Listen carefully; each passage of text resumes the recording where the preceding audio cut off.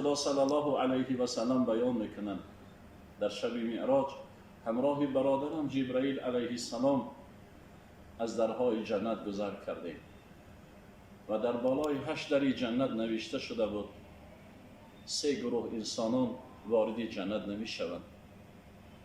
یکی از اونها استفاده برندگان مواد مخدر، دیگری کسانی که پدر و مادرشان را در زندگی آزار داده‌اند، عاق والدین، سوم دعیوسان.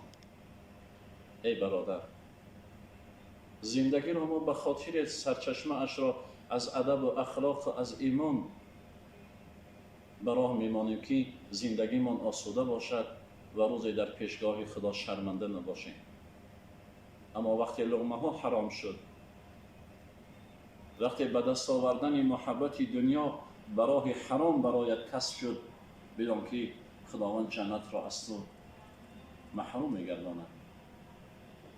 برادری عزیزم، ای کسی که تو امروز مواد مخدر استفاده میبری، ببین برادرم، نفران استفاده بردن امروز با یک حکمهای زندان مکانشان شده است. فرزندانشان بی تربیت ماندن، عائله ها در بده شدن، رو به گدایی نهادند. پس ای برادر، رزق حلال برای فرزندان آوردن عبادت است، سرجم نمودن عائله عبادت است، به دست آوردن نعمت پدر و مادر یعنی دعای پدر و مادر گرفتن عبادت است.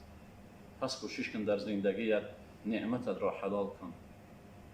پس کوشش کن در زندگیت لقمه‌ات را حلال کن. در توبه باز است. روز قیامت نامه ها آورده می شوند.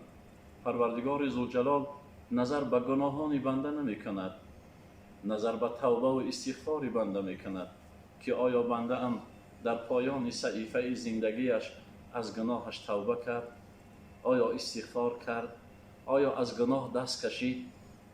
پس امروز ای برادر، دانستی که این لقمه حرام زندگی تو را آسوده نکرد، حیات تو را آسوده نکرد، مال حرام به درد تو نخورد. بیا امروز توبه را پیشه کن، بیا امروز مهنت حلال را پیشه کن، بیا امروز برای فرزندانت پدر باش. برادری عزیزم، در زندگی پدر شدن آسان است، اما پدر ماندن مشکل است. ما عائله برپا میکنیم، روز پدر میشویم. اما ای برادر، برای خودت سوال کن، آیا تا آخر حیاتت پدر میمانی؟ آیا فرزندان روز بزرگ میشوند تو را پدر میگویند؟ وقتی با استفاده مواد مخدر وارد خاندانت میشوی، مادر خاندان را عذاب میکنی، مال خاندان را برای کیفیت چند لحظه اینه زندگیت میفروشی یا برباد میدهی، آیا فرزندت این را نمیبیند؟ پس در روز میرسد که در نزد فرزندت به اعتبار میشوی. ای برادر، بیا دست از حرام بردار، رو به سوی حلال بیار. اسلام دین پاک است، اسلام دین حلال است، اسلام دین سرچشمه سعادت روزگار است. نفرانی را میبینی برای به دست آوردن زندگی چند روزه دست به مواد مخدر میزنند، دست به نشأه‌مندی میزنند، فرزندانشان بی تربیت میمانند، دشوار تربیه میشوند. از کردار بدی پدر فرزند درس میآموزد. هیچ پدر را در موافق شریعت محمدی جایز نیست که در نزد فرزندش سیگار بکشد، در نزد فرزندش نسوار بکشد، در نزد فرزندش دشنام کند. زیرا فرزندان را خداوند با یک ایمان فطری به دنیا می آورد، او را جنتی و دوزخی پدر و مادرش می گرداند. وقتی من و شما یک خصلت بد داریم، می دانیم که برای من و شما این پسند نیست، اما ترک کردنش را اراده نداری، کوشش کن که برای فرزندت میراث نما. امروز نظر میکنیم کودکان دست به مواد مخدر میزنند، با کشیدن سیگار میزنند. امروز دختران دست به کشیدن این زدن. آیا آینده مادر چی میشود؟ آیا آینده این فرزند چی میشود؟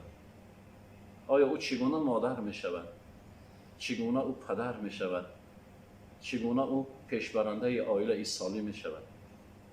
این همه وظیفه ما پدران است، وظیفه ما جوانمردان است که ما دست از حرام بر بداریم و رو به سوی پاکترین ها، رو به سوی حلال بیاریم. بزرگ میفرماید روزها فکری من این است و همه شب سخنم که چرا غافل از احوال دل خویشتنم. ز کجا آمدنم بهر چی بود؟ ما یک بار برای خودمان سوال کنیم پروردگار ذوالجلال ما را از چی به دنیا آورد و هدف آمدنمان چیست؟ آیا جنایت کردن است؟ آیا مواد مخدر استفاده بردن است؟ آیا دست به حرام زدن است؟ عبادت نمودن است؟ آباد کردن است؟ زیبا کردن است؟ و زندگی را به خوبی انجام دادن است؟ مرغ باغ ملکوتم نیم عالم خاک. روز ای بنده از این کالبد روح بیرون می شود، به سوی ملکوت می رود. چند روز قفس ساختن از بدنم. این جسم های من شما ای دوست مثل قفس است که پروردگار ذوالجلال داخل او روح جا نموده است و یک مهلت معین است. من به خود نامدم اینجا که زی خود باز روم، آن که آورد مرا باز برد بر وطنم. برادری عزیزم، ما آرزوی جنت میکنیم، ما زندگی سعادت میخواهیم، از راه حرام کسب نکنیم، از کردار حرام کسب نکنیم تا برای فرزندان ما باقی نماند. وقتی برادری عزیز در مؤسسه اصلاحی با مردم صحبت میکنیم، از او پرسان میشوی برادرم کدام جنایت را به زندان آورد؟ با چشمان اشکالود میگوید مواد مخدر استفاده بردم. در پشت در فرزند انتظار پدر، فرزند به تربیت و به اخلاق. آیا همین است سعادت زندگی؟ آیا همین است مسئولیت پدر بودن؟ آیا همین است مسئولیت ایمانداری؟ پس ای دوست عزیز، ای هموطن، بیا از حلال کرده خدا استفاده ببریم. بیا همدیگر را به خاطر خدا دوست بداریم. بیا در پی آبادی وطن، جامعه، سرزمین باشیم. امروز میبینیم که این آبادی وطن برای ما یک باغستان جنت برمیماند. هر کجایی نمیروی ما که آباد میبینیم، راه های کشاده میبینیم، چهره های مردم همه نور دارد. این از سعادت اینمی سرزمین ملت است، از سعادت سرزمین است. پس شکر کنیم این سرزمین را، این حیات را شکر کنیم، این آسودگی دیار را شکر کنیم که میگذرد. ای برادر، ای هموطن، میگذرد.